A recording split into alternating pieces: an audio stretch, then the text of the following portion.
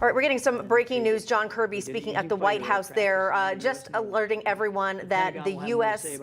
Fighter aircraft took down an object in the last hour. We're going to dip into this, and as we get more information, we'll share it with you. Because that's the best description we have right now. We do not know who owns it, whether it's state-owned or corporate-owned or privately owned. We just don't know. We don't know. As I said, state-owned. We don't know if it's state-owned, and we don't understand the full purpose. We don't have any information that would confirm a stated purpose for this object. We do expect to be able to recover the debris since it fell not only within our territorial space, but on what we believe is frozen water. So a recovery effort will be made, and we're hopeful that it'll be successful, and then we can learn a little bit more about it. Was its appearance like the Chinese aircraft? No, it was much smaller than the spy balloon that we took down last Saturday. The way it was described to me was roughly the size of a small car, as opposed to a payload that was like 2 or 3 buses size, right? So much smaller, and not of the same, no significant payload, if you will. And lastly, is it now the policy of the United States that if unidentified aircraft are over U.S. territory, that it is likely the president will choose to shoot it down? The president will always act in the best interest of our national security and in the safety and security of the American people. Jackie, we're going to get you guys. John, so the Pentagon ordered this new object be taken down over Alaska. The president ordered it. The president ordered it. So is it a fair takeaway then that the Pentagon regrets not taking down the first balloon before it crossed the entire U.S.? Well, I'm not going to speak for the Pentagon. I can tell you that the president doesn't regret the way that we handled the first balloon. That time first of all, apples and oranges here in terms of size. As I said, this was size of a small car, and it was over a very sparsely populated area, but also more critically it was over water space when we ordered this down, as we did the last one, but a completely different size, and the debris field for this we expect to be much smaller than would have been for the other one.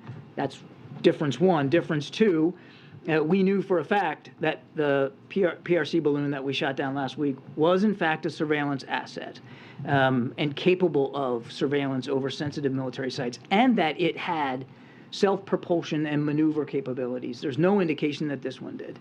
The other one, the first one, was able to maneuver and loiter, slow down, speed up. It was very purposeful, that flight path inside the jet stream. That would suggest that maybe she's taking it out over Alaska too, though. Look, the Pentagon's already spoken to this question about whether or not they should have or could have shot it down over Alaska airspace. I would refer you to, there was 2 hours and hours of testimony yesterday on that. On the communications, though, we still don't know, and correct me if I'm wrong, we don't know what intelligence or communications could have been collected or what devices they were targeting, as I understand it.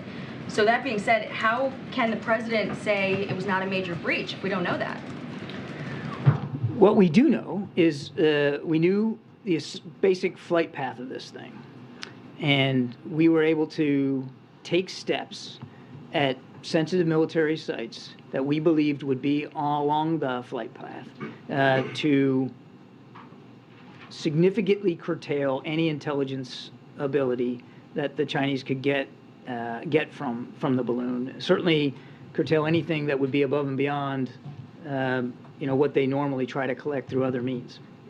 Go ahead, Zeke, and then we'll get around. Thanks, John. Was this latest object that was shot down within the last hour, was that detected based upon any information gleaned from the monitoring of the last balloon over last week, in terms of what you learned about that Chinese program that informed the decision to shoot this item down? I think I'd be careful saying that anything specific to what we've learned from that last platform. And we were able to collect some information from it while it was in flight. That was another reason why we let it traverse over land the way it did.